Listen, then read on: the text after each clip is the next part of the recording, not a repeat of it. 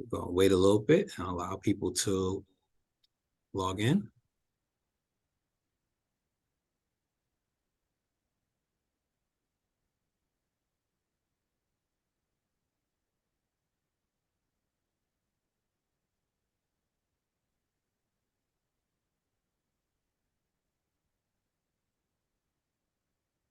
Okay.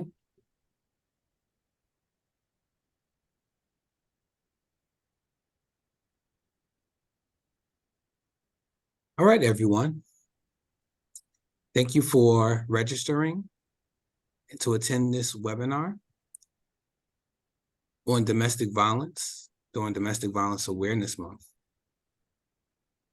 I am your host, Jamil Payton, Christopher and Dana Reed Foundation's Racial and Health Equity Manager. And the title of this webinar is Improving Domestic Violence Awareness for the disability community. And I will provide visual description of myself. I am a darker skinned African-American with bald head. I have a white dress shirt with a collar, black sweater, glasses, and a gray t-shirt. Just to start off, I want to give an opening statement.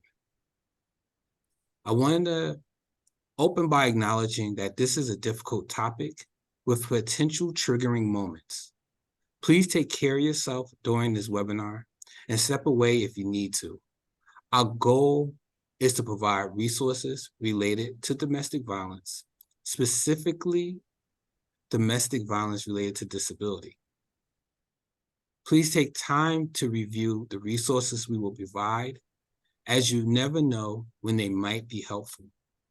If you are experiencing domestic violence or have experienced domestic violence, please know you are not alone and there is help. For the transition of this webinar, please know that we will break it up into different sections. The first section will be this one where I'm providing you information. The second section, we will have our experts provide their presentation on their program. And then we will have personalized content around domestic violence, and then move into Q&A. So please feel free to ask your questions whenever you have one in the Q&A chat box. I will just continue to move forward, and then we will bring in our guests. So the question is, what is domestic violence? According to the Department of Justice, domestic violence is a pattern of abuse behavior in any relationship that is used by one partner to gain or maintain power and control over another intimate or interpersonal partner. Domestic violence can be physical, sexual, emotional, economic, psychological, or technological actions or threats of actions or other patterns of coercive behavior that influences another person within an intimate or interpersonal relationship. This includes any behavior that intimidate, manipulate, humiliate, isolate, frighten, terrorize, cause, threaten, blame, hurt, injure, or wound someone. Domestic violence is any violence that occurs in a domestic setting. Some quick facts. Women with disability are 40% more likely to experience intimate partner violence than women without disabilities. An estimated 80% of women with disabilities have been sexually assaulted. An estimated 70 to 85% of cases of abuse against adults with disabilities go unreported. Because domestic violence is violence which takes place in a domestic setting, this means where we live, abuse by caregivers can also count as domestic violence. People with disabilities are at a higher risk of experiencing domestic violence. Domestic violence can also result in disability. These are alarming facts. Our goal is to provide opportunities for people to seek help if they find themselves in an abusive situation, and offer guidance to programs on how to support survivors, specifically survivors with disabilities. We have 3 guests who will speak from various perspectives and provide insight and resources on this topic. So without further ado, I want to have our guests introduce themselves and provide visual descriptions. And please let us know why we have you here today as an expert. So I'll move to my virtual right, and that will be Deborah. Hi, good afternoon. Thank you. I'll start with a virtual description. I'm a white woman. I'm wearing glasses for the computer. I have long red hair, and I'm wearing a blue tank top shirt today. And I have a fall background behind me and a pumpkin. I am the executive director of an organization called Disability Independence Group, and we are an advocacy center for disability rights. And I'm going to give you more information about what we do during our presentation. Thank you, Jamil. Catherine. Hi, everybody. My name is Catherine Magnoli. I am an inclusion advocate. I am a children's book author and public speaker, but most importantly, I am a liaison for the Miami Inclusion Alliance that helps educate society about the intersectionality of disability and abuse. Thank you. And Tyra. Hi, my name is Tyra. I am an African-American female. My hair is back in a little ponytail today. What I have on a yellow, mustard yellow shirt. And I founded a business called Diamond in a Rough, centering on advocating for people of domestic violence of disabilities due to 3 years ago, me being shot 8 times by my ex, which left me paralyzed. I'm T11, T12, I'm paraplegic incomplete. And I guess we'll get into a little bit more about what my business does and brings once we get further into the webinar here. Thank you so much for that. Okay, without further ado, Deborah and Catherine, take it away. Okay, I'm going to share our screen and start our PowerPoint presentation.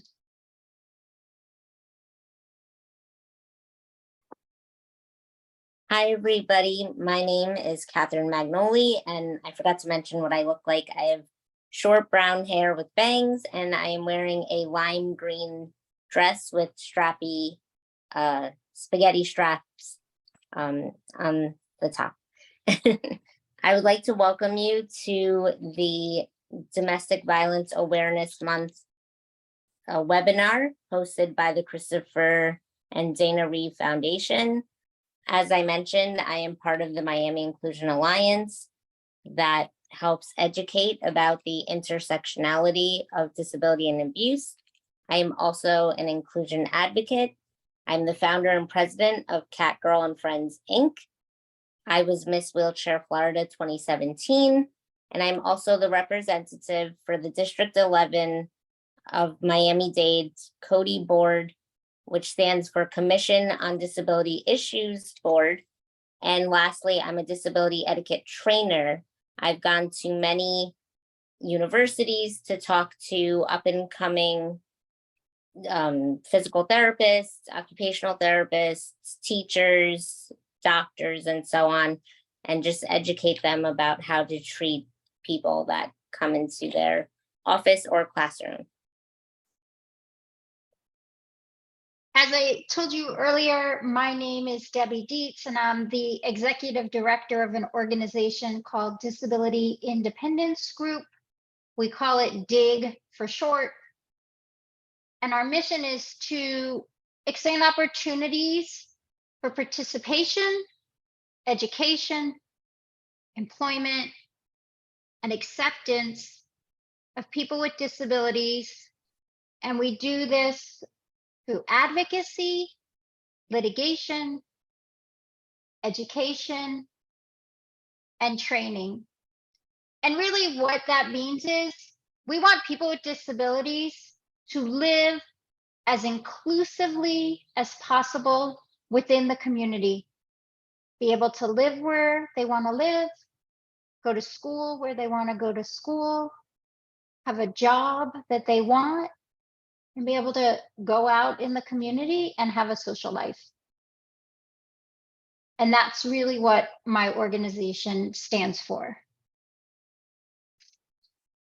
I want to start with something that our organization is working on this month in honor of Domestic Violence Awareness Month. And it's called the hashtag One Thing. This campaign challenges each of us to identify new ways to move forward together towards ending domestic violence. And it recognizes how each one of us can make a difference. It reminds us that we each have a voice, and that voice can make a difference. And that change can start with each of us doing just one thing. One person's actions have proven to create positive change so many times in our history. One thing may seem insignificant, but put together with one thing done by other people can cause real transformational change. So our organization has each done a hashtag One Thing, all of our liaisons, all of our partners, and we've put it in our newsletter, and we're going to share it out as a blog post this month. And we ask all of you to do the same thing. One thing can you do so that we can end domestic violence?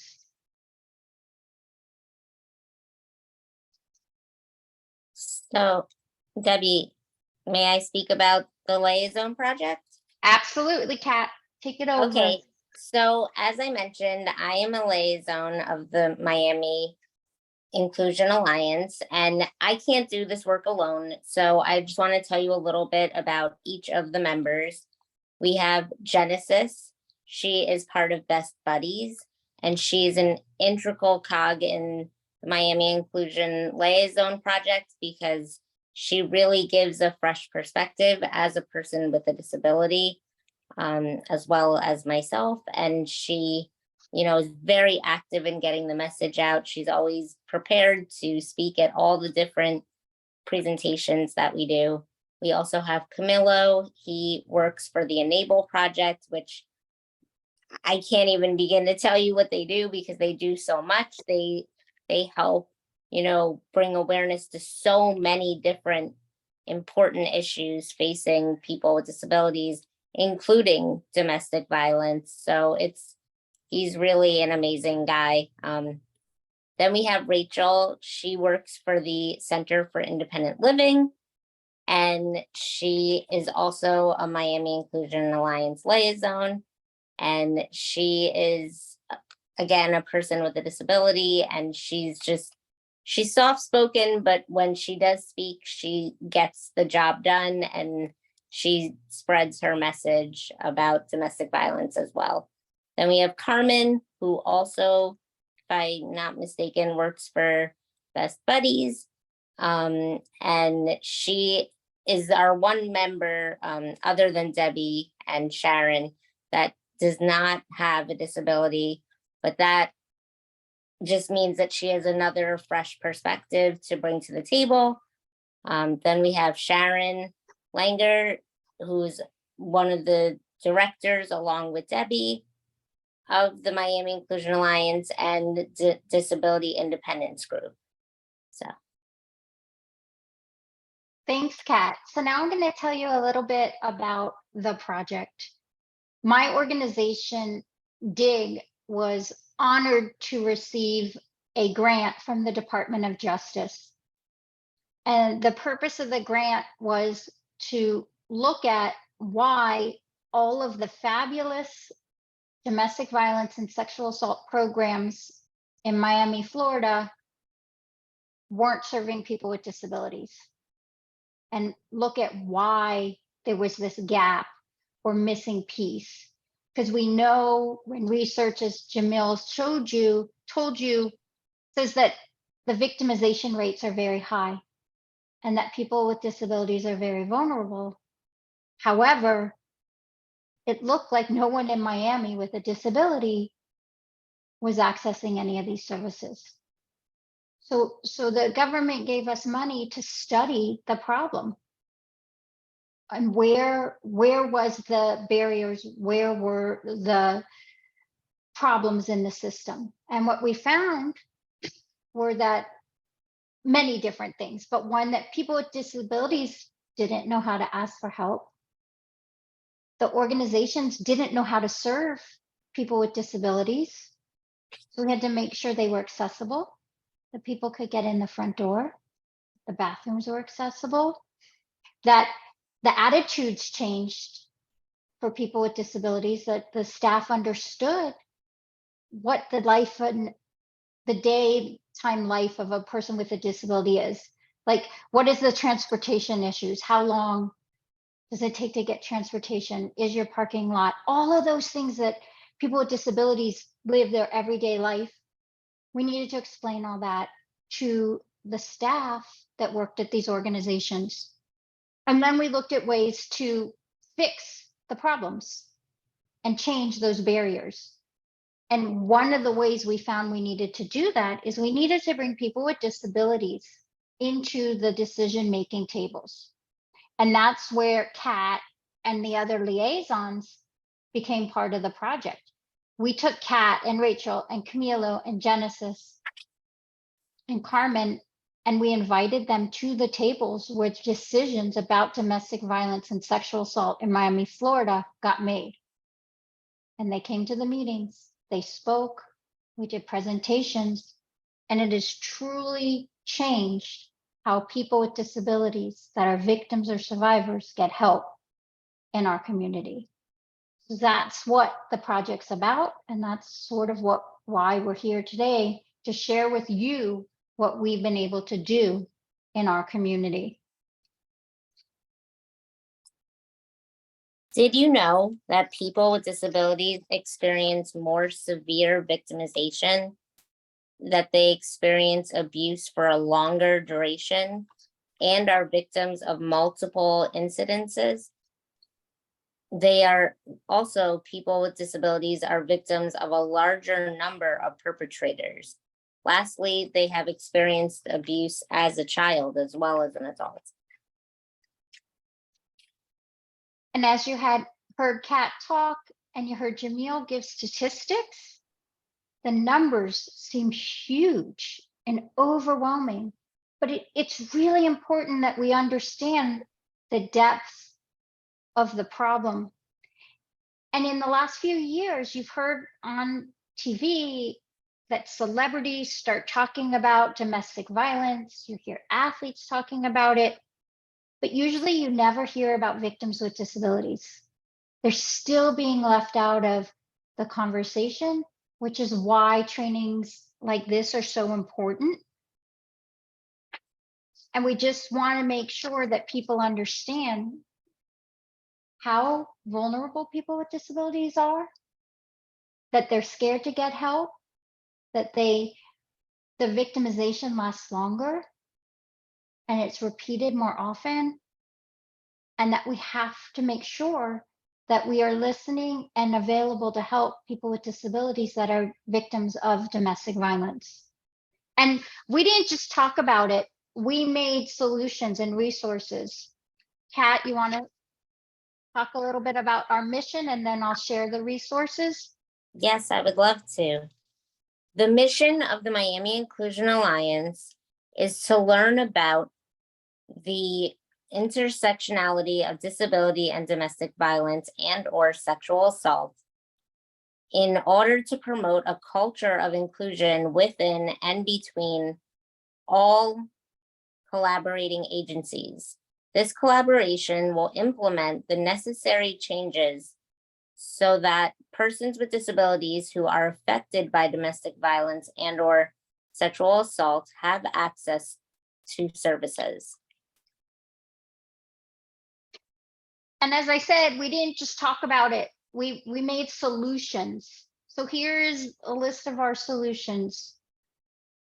We made a courthouse guide. It's in simplified language with pictures so that whether you're under trauma and can't process information, or you're a person with an intellectual or developmental disability, you can understand what's going to happen to you when you go to court to get help. We made it in English, Spanish, Haitian Creole, and we made a video in American Sign Language so that all types of people with disabilities and the different languages that exist in our community have access to these materials. We gave them to all the domestic violence and sexual assault organizations, the court system, the police advocates, and they're on our website. We also made a tool for an organization to be able to access, are you safe and accessible for people with disabilities to visit your office?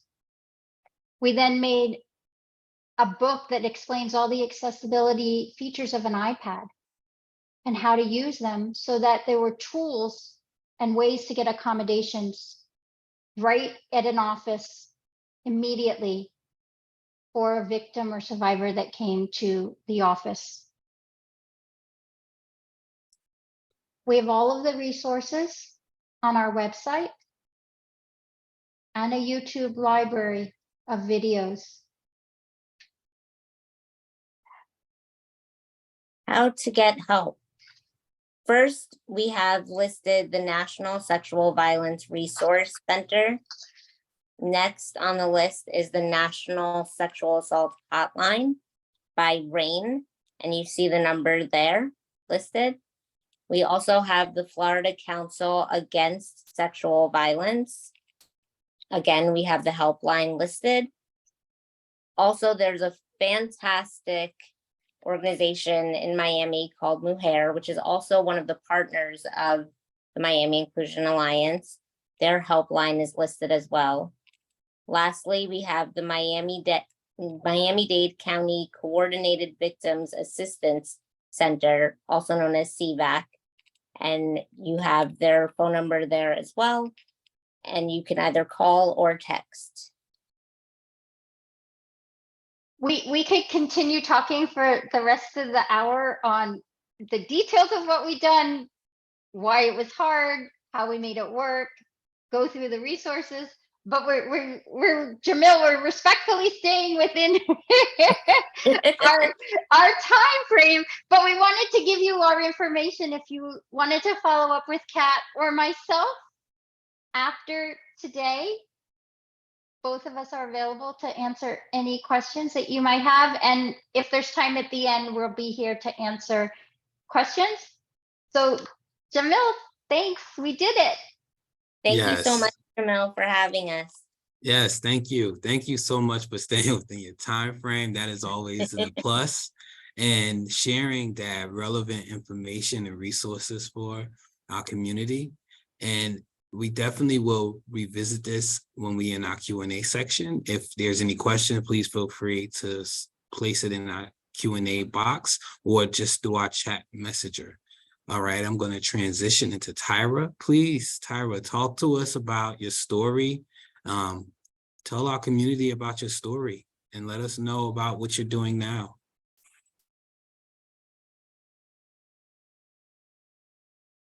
You're on mute.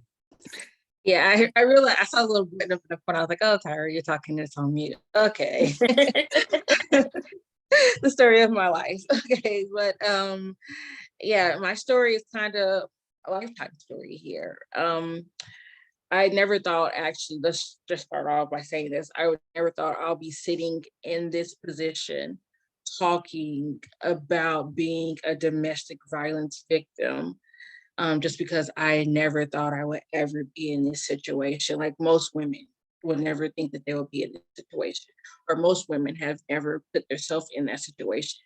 I'm here with you. I agree with you, and I've been there. Never thought, but my story started 2022, January 15th. I was shot 8 times, like I said, by my ex, by my son's father, which left me paralyzed. I think the crazy part of that story is not me getting shot. It's me getting shot with my children was still in the home. My son was only 6 weeks old at the time, and he was centimeters away from me when I got shot. That's how I got shot in the back, because I moved out of the way. And my 11-year-old at the time, she was there.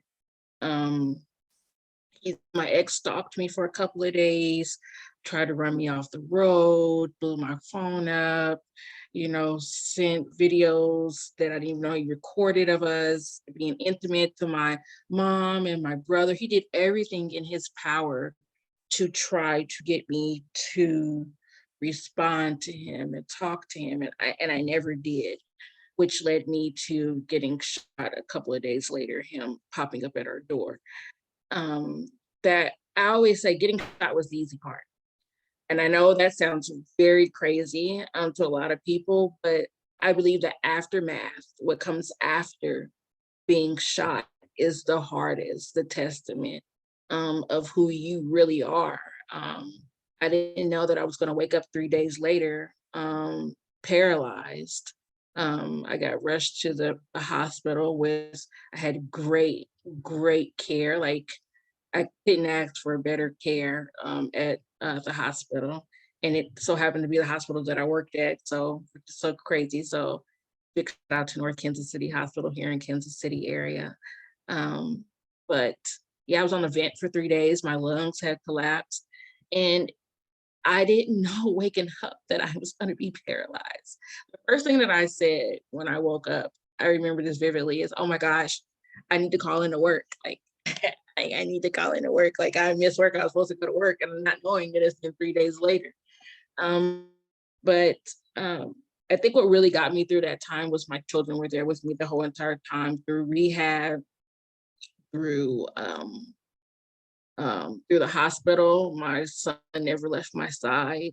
I was blessed to have my mom there and my family there with me, to be there with me to help with my son. But the crazy part through all this situation is, no matter what, my ex has still reached out and tried to contact me. Some of us have those, those abusers who just won't leave us alone. And I have one of those. We haven't gone to trial yet. And it's just a uphill battle. But what I've done since then is I've literally turned my lemons into lemonade. I've started an organization to help domestic violence people with disabilities. I advocate every chance I get. I do a lot of stuff with the Christopher Reeves Foundation. I feel like when I roll and when I go to work, when people see me, like, not only do they see me, they don't see my disability, but when they get to know me, they get to know God. They get to see God, God's work, like God's miracle. Like, I am rolling, living, breathing God's miracle. Because not a lot of people survive getting shot eight times with a 45. And just I've gone to the Capitol Hill advocating for disability rights, and I'm in the process of actually writing 2 children books for my kids, basically of their point of view of having a mom as a mom that's disabled. But domestic violence, let's get back to that. I started going into the disability stuff. I'm sorry. I really get into the disability stuff and kind of forgot this was really about domestic violence. You try to throw your mind away from it. which is kind of crazy. Um, yeah, domestic. Ira, Yeah. feel free to talk about one of the things that you have done around domestic violence awareness and the work that you have done by speaking to different communities about it. You were very open before. Feel Yes, free I to don't know talk why I'm about it. like shutting down. I feel like It's 'cause okay a lot if you has want. happened in these last couple of weeks with the trial and everything that's been going on. So I've kind of, but we got it. We're here, we're blessed. But I did a lot of advocating about domestic violence in the aspect of the first thing people tell you to do when it comes to domestic violence, get a restraining order. Yeah, do you have a restraint, or they ask you, do you have a restraining order? Do you have a restraining order? Did you get the restraining order? Which is literally just a piece of paper. It's not an electric fence that's going to stop anybody from doing any type of things. And I know as an African American community, how they always say, don't let those people in your business. Keep your business at home, don't be talking. So it's like you don't tell your business to everybody and what's going on if you're being abused or things like that. I went to the mayor and started talking to the mayor here, Mayor Lucas in Kansas City, about things that we can do differently to help people in the domestic violence community. Like, I want to come to a point where I can have a nice luxury, not no rundown, government gives you rundown stuff. And people usually don't want to go, like a nice luxury apartment for domestic violence victims where they can go and escape to, because most people usually don't want to leave because either they don't have the finances or they don't have the support. If they had the finances and the support, they would be more willing and more accepting to leave and to get help instead of stay in that situation. So yeah, I advocated on Capitol Hill for domestic violence and gun rights because not a lot of people that have been victims of domestic violence through gun violence are here to talk about it today, or willing to talk about it today, because it is such a traumatic experience to go through. Because not only do you deal with everyday life now changes, you deal with PTSD, and your PTSD is totally different than another person who say just got injured for a car wreck, or diving into the pool wrong or falling. It's totally different. What you have to deal with, like the little triggers that come about and that happen. But that's why I advocate on that level for that, and for therapy as well, like mental therapy, like a therapist counseling. I feel like that is a big reason why, well, one of the reasons why I am where I am today, is for therapy. I really advocate for that for people, violence victims. Find that one person you could talk to, hold on to them. And you guys, it may be a lifelong partnership, but it's well worth it. And my goal in my business is to get 2 out of 3 women in the African American community have been victims of domestic violence. Let's just say that. My goal is to get that number down, to get women to talk, get women to understand their value and their worth. Some people don't leave because they're in a narcissistic relationship. My ex was very narcissistic. He may not ever put his hands on me or call me out of my name, but he was very narcissistic. That's why I left the situation.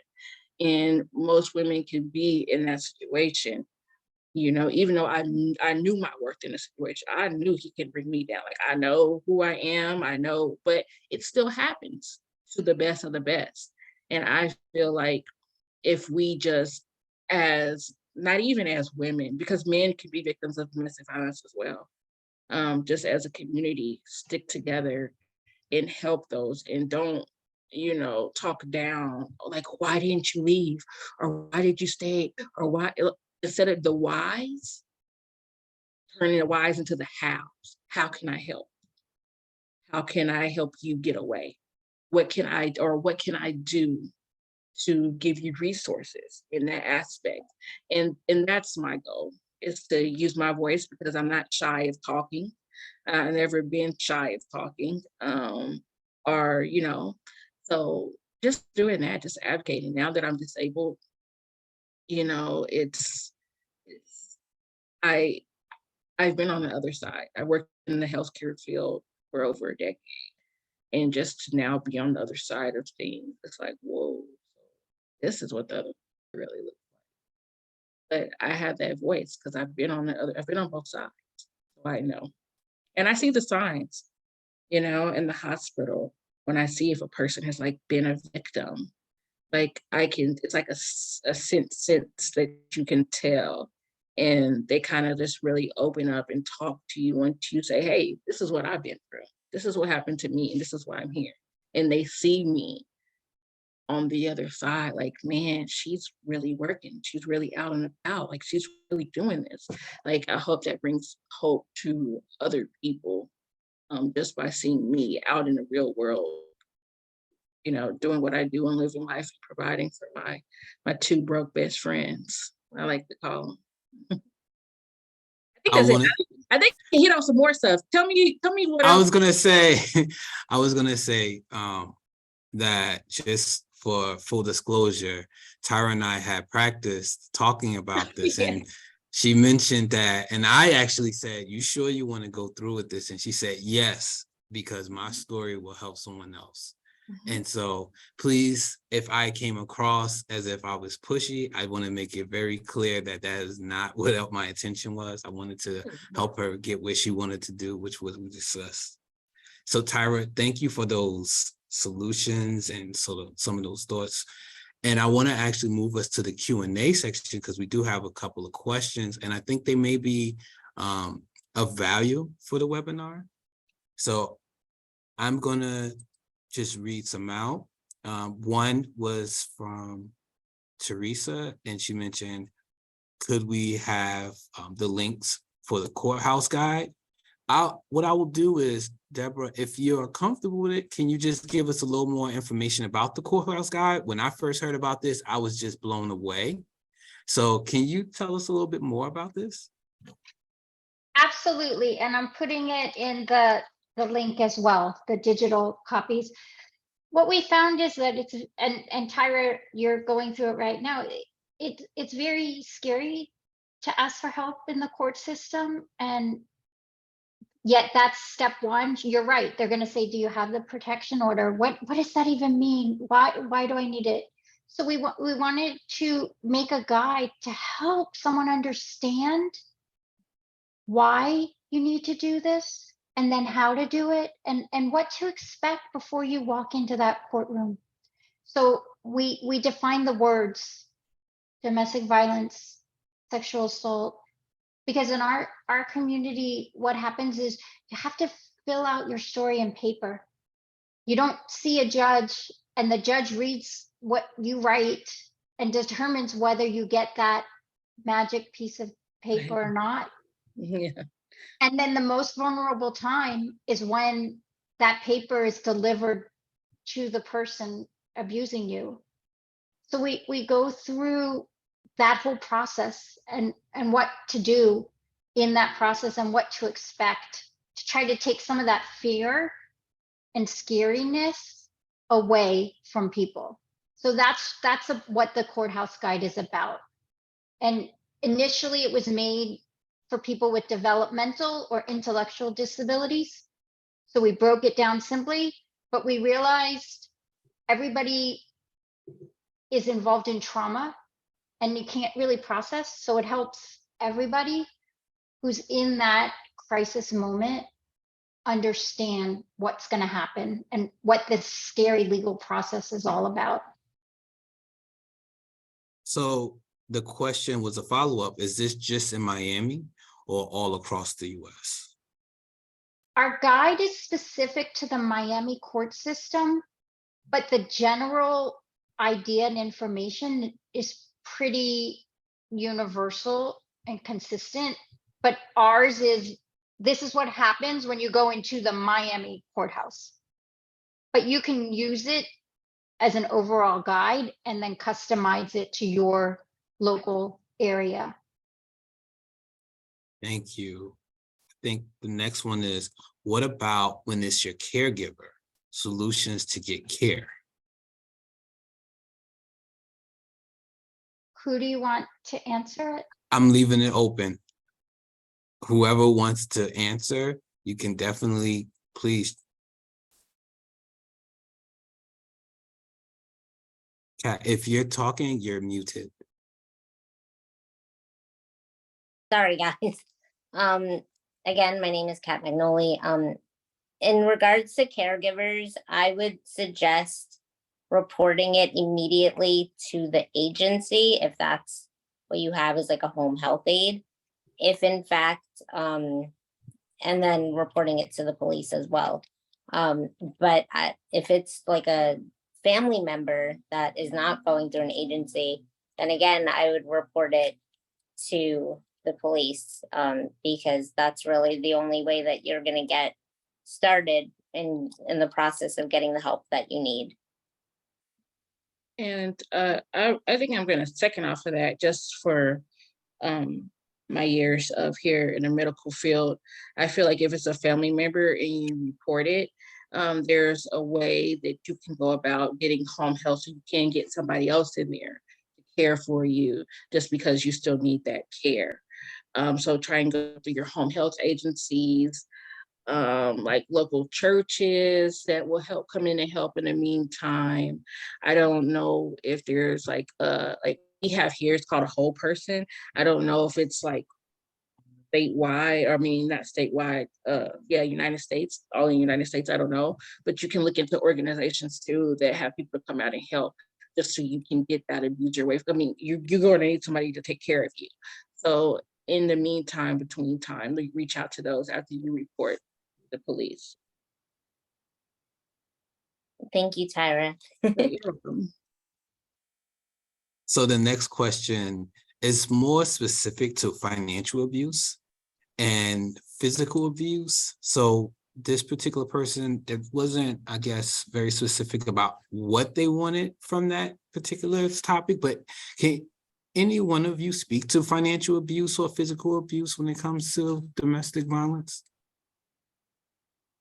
Yeah, I'll start and I'm sure everyone can add on. It looks very different for people with disabilities than people without disabilities because if a lot of people with disability gets government assistance and the abuser will put their name as the recipient of those funds.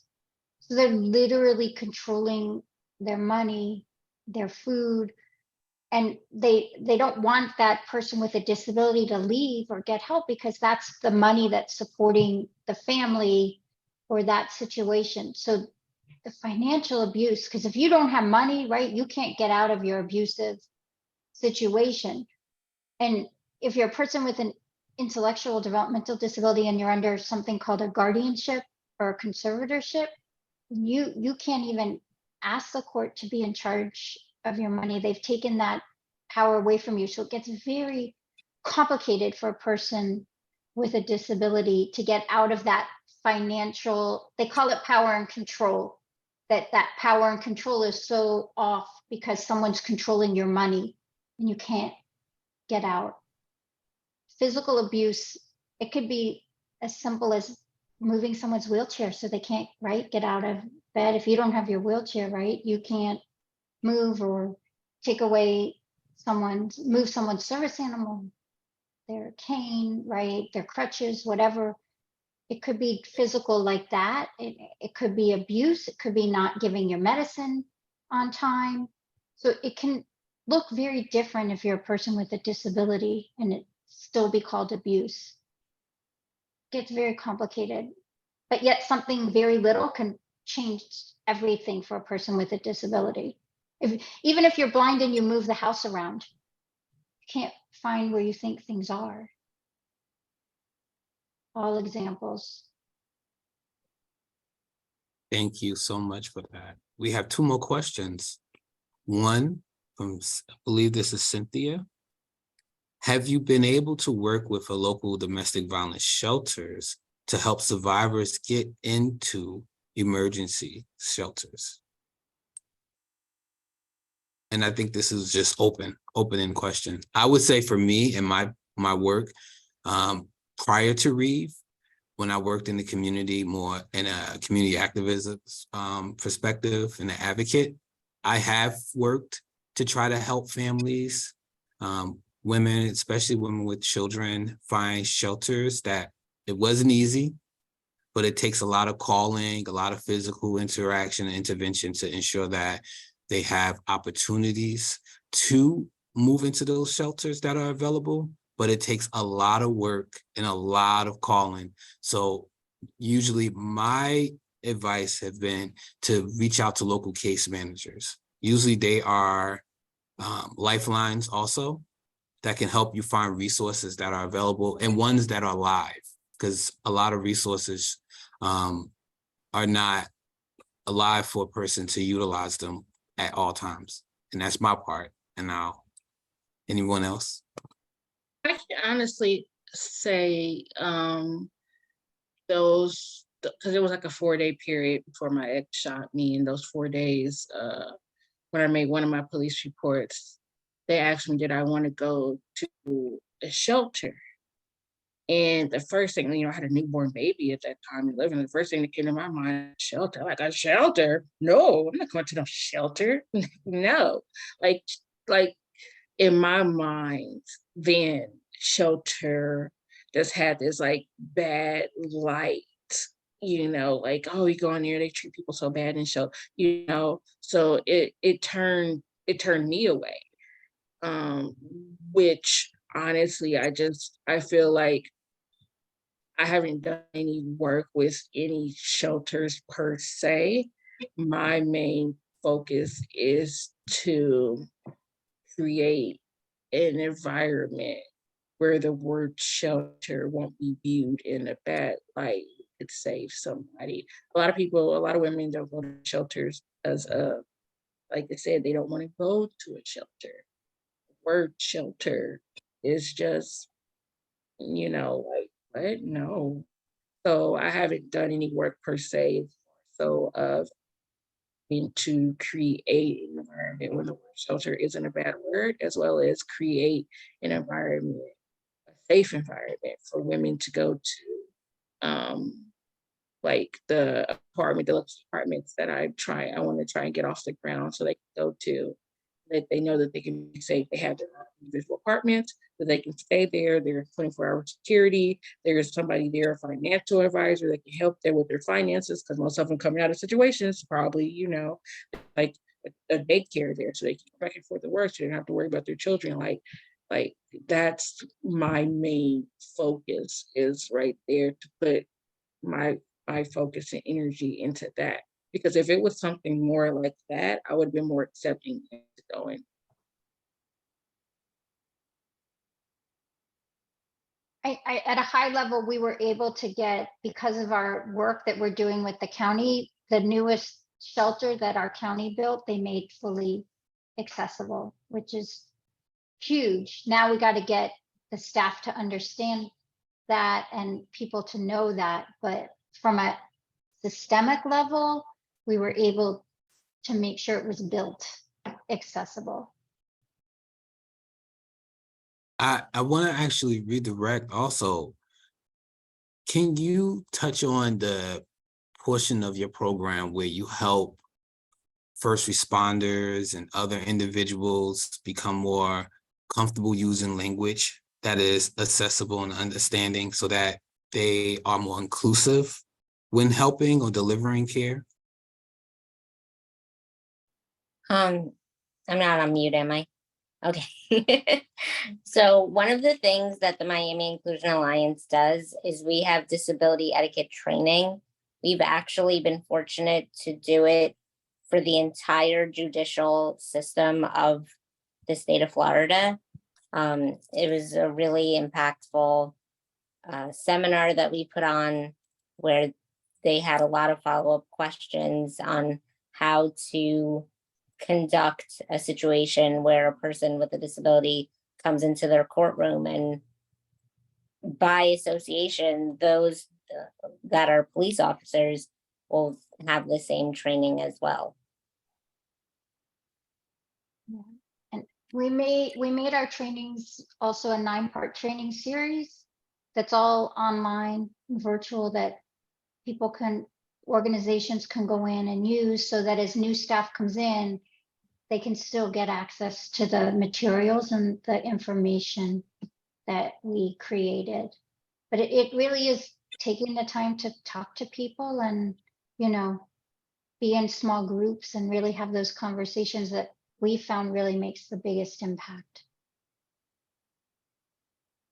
Great. So another question is, and I am being mindful of our time. So I want to say this question might be the last one. What is one thing that people can do within their own community to prevent domestic violence, specifically preventing domestic violence of people with disabilities? Speak up, talk, don't be scared. Don't be scared. Don't be like, well, maybe it won't happen again.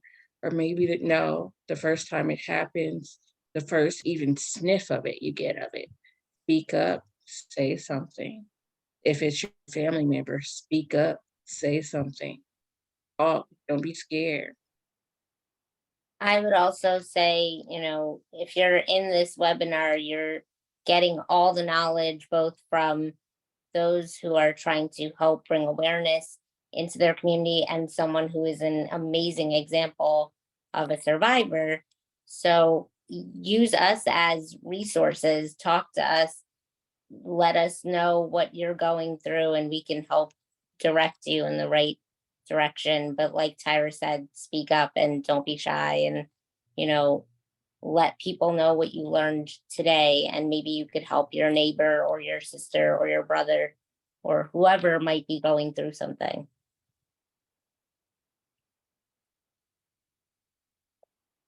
Now, I have someone that seems to have an urgent concern, and I want to just pose this to our panelists here and see if there's a way to answer this. And it may not be at this moment, and it might require them to reach out to you personally or directly, which I also urge our participants in the audience to feel free to reach out to our panelists. They will have their contacts available for you. But this question is, how can an individual with a physical disability deal with abuse while in a rehab nursing facility? Go ahead, Tyra, you first. It's just so crazy because, like I said, I've been in the medical field. I feel like your caseworker is the first person you need to go talk to. Your caseworker. I know that abuse happens a lot in rehab facilities, and everywhere, like nursing homes. Abuse happens so much.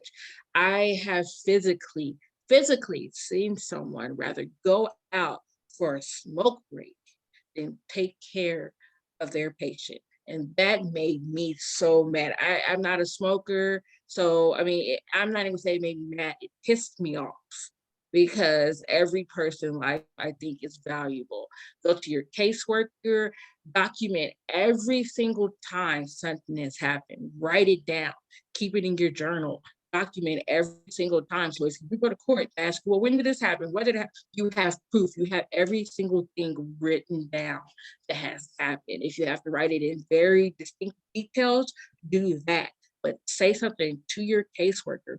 Go to the DCO of the place. Go to the head. Even if you have to call, get the number and call the person that owns, the head person over. You speak up and you advocate for yourself. Make sure you always advocate for yourself, because if anybody's not going to do it, you need to advocate for yourself. Because that is my biggest, I hate it to the core. Like I used to overwork myself taking care of my patients. I could only work in a nursing home for like literally a month and I went to the hospital after that just because how poorly they treated their patients. And I couldn't stand that. But advocate, speak up, write every single thing down, go to the director, the director's director, the director's directors, call the police, they have to come in, call state services, whatever you have to do to speak up. That's great, Tyra. I know in our state, and we have pretty strict rules, there's an anonymous hotline that, because it's scary to speak up and hard sometimes to do that, but we have the ability to do it anonymously in our state, and they're required to come out and investigate it.